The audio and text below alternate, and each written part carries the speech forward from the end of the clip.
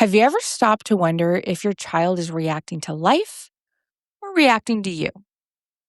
I know that's a difficult question to hear, but if you're a parent who's ever lost their patience or said something that you wish you could take back or wondered why my child doesn't come and open up to me anymore, you're not alone.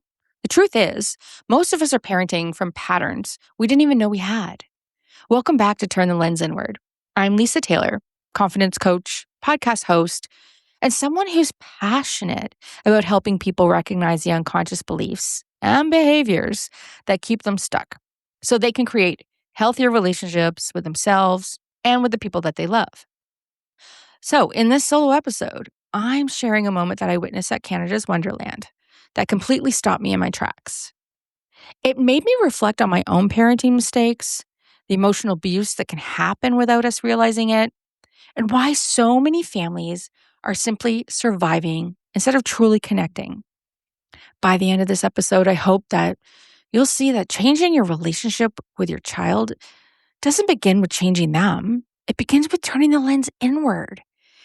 And the beautiful part, it only takes one conscious decision to start changing the future of your family.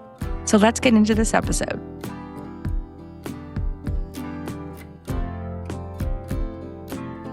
I witnessed a father abusing his child at Canada's Wonderland on the weekend. Not physically, but definitely emotionally. This kid was clearly on a timeout. I was just sitting there, people watching, waiting for my daughter and her friend to get off the ride. I'm not a ride person. And the kid was bawling, really triggered, emotionally dysregulated. And the father left her at the side of where the ride entrance is. I don't know what the problem was. I was thinking maybe she was upset because she wasn't tall enough to get on the ride, but she was kind of tall. I'm going to put her around 8 or 9 years old. And then the family was sitting over maybe 20 feet away eating. Who knows what happened? Kids can be kids. And we as parents, we get upset. We want to discipline the kids. We want them to behave. And then so we put her on a timeout. But he walked away and walked over by the family. And she was screaming, bawling, so upset. She was sitting on the ground. And I was just standing there witnessing it. And I asked her, "Are you okay?" And she looked at me and she said, "Yeah." And then she kind of calmed down a little bit. So I think what normally happens when we put our kids on a timeout is we give them time. What's the purpose of a timeout? A timeout is to take time out. It's to regulate yourself, get yourself back to homeostasis. You're in crisis. That's essentially what a kid's temper tantrum is. They're either not getting their own way, they're not being heard, they're not being seen, and they don't understand all of these emotions coming at them at once, and they lose their mind. Adults do it too. But that's not what happened. He didn't come back over and let her off the timeout. He came back over and he poked the bear. And he did this 4 times. I watched him. She had calmed down and he came back over and got her fired up again. I don't know what he said to her. Maybe what he was trying to do was teach her a life lesson. To me, it seemed like he was being mean. I relate to this. I don't know if you relate to this or not. Maybe you have a spouse, maybe it's you. But when you're trying to make your point, you don't let it go.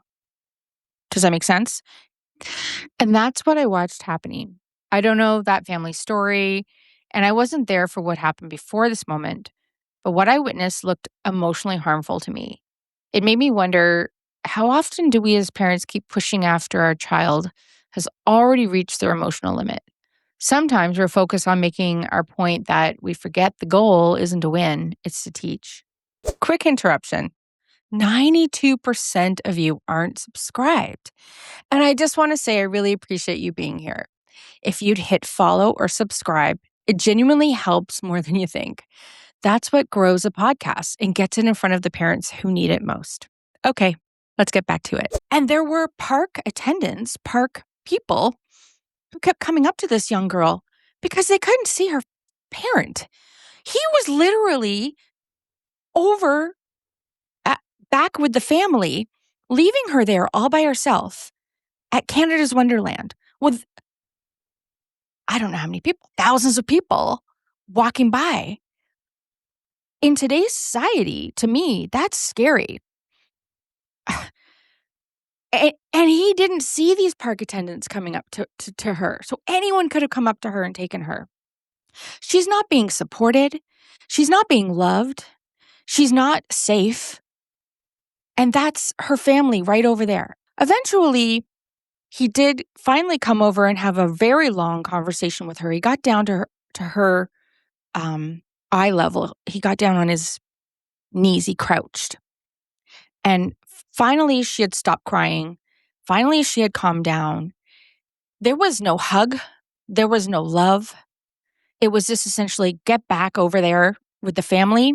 And so she went and sat, and I watched her eat. I also watched the mother do absolutely nothing in regards to all of this.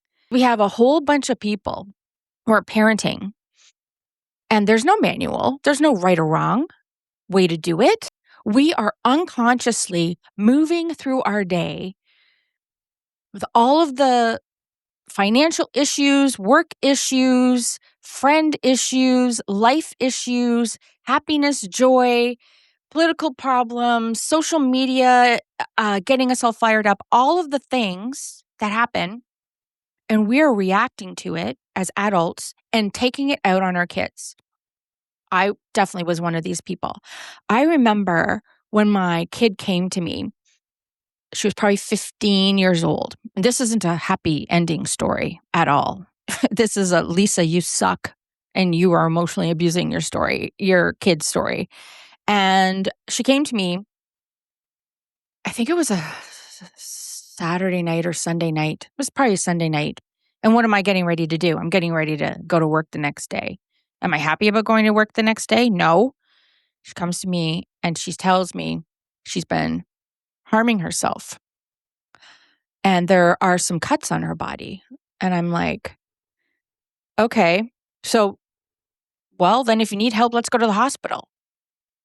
That's not what she wanted to hear. I think what she wanted to hear was for me to talk to her properly, listen to her, love her, give her comfort, give her support, make her feel okay. That's not what I did. I made her get in the car and come with me, and we took her to the hospital. I'm like, if this is what you're doing, if you're harming yourself, then we need to go. And we went. We were not treated very well at the hospital. They did put us in a separate room that I've never been in before in this hospital, in the emergency ward. And we did have somebody come and talk to her. But I think she was afraid to tell the truth because I'm sitting there, I'm the parent, and I'm judging her and shaming her the whole time about not being able to be strong, about not being able to suck it up, buttercup, because that's the way that my mind worked. That's what we do in life. These Gen X kids, we were out all by ourselves, dealing with life from morning to night, no cell phones, no parents helicoptering all over us. We had pure full reign, and you had to figure life out yourself. And that's who I was. I remember at 19 years old saying to my dad, okay, so I had just flunked out of university and I wasn't doing okay. I know I had a job. I know I had a roof over my head. I wasn't okay with what had happened in the way that I acted in university. I also think I had recently broken up with my one very first boyfriend, and that didn't go over very well either. And I said to him, I'm not really doing okay. I think I need to go and talk to somebody. And he was like, what, like a shrink? No way. You can't do that. Because what happens is that reflects poorly on the parents. And that's where we are right now in society, the same thing. We make decisions and we do things reactionary not understanding the long-term effects. And I'm here to tell you there are long-term effects on how we treat people, especially our kids. We're supposed to love our kids. We're supposed to support them. And if we don't recognize that our actions and our emotional abuse is destroying them, we're going to we have a society full of not very well young adults and teens. They're not very well. And the numbers are up in regards to all of the labels that are given out by the doctors, all of the medications that are prescribed by the doctors. And we just, as parents, say, okay, I guess that's what we need to do. Our kid needs medication. My kid was told she needed medication, and she decided not to do that. That was her prerogative, and I actually supported it because the doctor said it in such a way that it was really scary. It's like, well, I give you these SSRIs, these antidepressants. I just want you to be aware that there could be an opposite effect. There could be more depression, more dark thoughts. And she already had enough. It's just like, yeah, I'm not doing that. I'm not going down that road. And I was scared for her too. So where does the help need to happen? The help has to happen with us turning the lens inward and taking a look at who we are and how we are with our family. What does it really, really look like? We are a society that is surviving, not thriving. And we're complaining about it, and we're not doing anything really to change it. If I were to parent again, if I were to have an opportunity to parent again, I would look at my life and my relationship with my daughter. I would look at how my ex-husband was emotionally abusing my daughter in regards to basically abandonment. He would shut his office door and he would go and he would work because that's what he needed to do. Right now, how are we abandoning our kids who we live with and see every single day? Be cognizant, pay attention, watch people. Have you ever gone to a kids' park lately? I go down to the lake all the time, and there's a kids' park there, and I see kids running around wild. And what are their parents doing? They're on their phone, scrolling, doom scrolling, because we're all addicted. We all have this want and will to escape our lives and get something out of watching somebody else's life, either watching the shit show that's going on with their life that they're sharing on social media, or watching their beautiful life and thinking, why don't we have that? How can we get that? I want that. Do you want to deal with these problems down the line, or do you want to deal with them now before they become huge problems? And maybe you are the majority of people who I am talking to already are living this. And I'm asking you to take a look and see, what did I do to not promote, but cause the situation? Does my child know that I love them? Does my child know that I support them? And do they know that they can come to me for anything? And I'm not going to get angry, and I'm not going to shame them, and I'm not going to guilt them. That's a problem. If our kids can't come to us to talk to us, then we are the problem.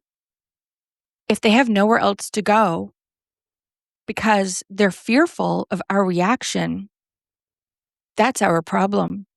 And what are we doing really to fix it?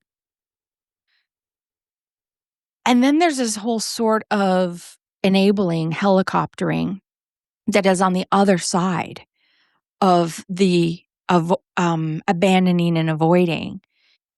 So it's going 180 from negative to negative. We have to meet somewhere in the middle and have a positive experience. And you might not know how to do that.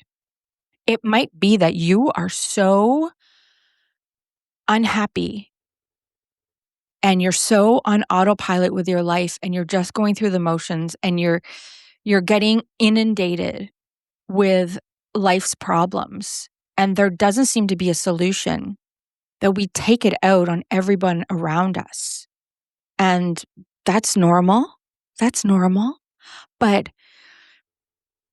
trying to keep our kids from harm and enabling their pain and suffering that we may have at one point in our lives have caused and been a part of, somewhere along the line, there's been some big trauma, or it could even be a smaller trauma.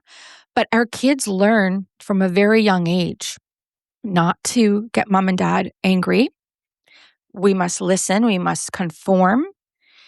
There is no ability to go wild and let out all of the steam if you're living in a household where you have to be quiet, you can't cry, you can't complain. What other things are coming to your mind right now about how your kid and you and your household and your relationship look like? So really, it all comes down to love and self-love. And if we are not in love with who we are deep down and we don't love ourselves, who else is going to love us? How can anyone love anybody if they don't know how to love themselves? It's a big, huge thing. And it's simple to look at. You have to listen to the way that you talk to yourself. And you also, I don't know, there's something about a family dynamic that's broken or not effective that has gone generation to generation of how we talk to one another and the toxicity. We can speak to our kids in an awful way that we speak to ourselves and maybe not be cognizant of it. So I'm asking, in this situation at Canada's Wonderland, or in this situation with me taking my kid to the hospital, and there's so many other scenarios, pay attention to what's going on out there. How could this father have done it differently? And it literally only takes one time to start turning things around. He could have put her on the timeout, let her emotionally regulate, and then gone to her and said, okay, so I'm glad that you're calmed down now. I love you. Given her a hug. Said, let's try and have a better day together. Let's work on this together. And we can do this. And if you have some thoughts around this and you recognize, okay, I do need to change a little bit. I do need help with this. And you're trying, but you're faltering. That's also normal. But maybe get some help. Go seek help. I work with clients on this, and I support parents who are in the situation where they want better. We want things to change. We want things to be better. We want our futures to look bright. We don't want to be sitting in this place of mediocrity. This is my mission, is to help people stop just surviving in this low frequency state of life is just okay and reach their full potential. Each person, there is joy and happiness to be had. And it's not an easy road. It's definitely a wavering journey. But you can have it. You can get there. And I will support you. And I will love you through it. I will hold your hand. And I will walk with you. Because you deserve it. And so does your family, and so does your kid.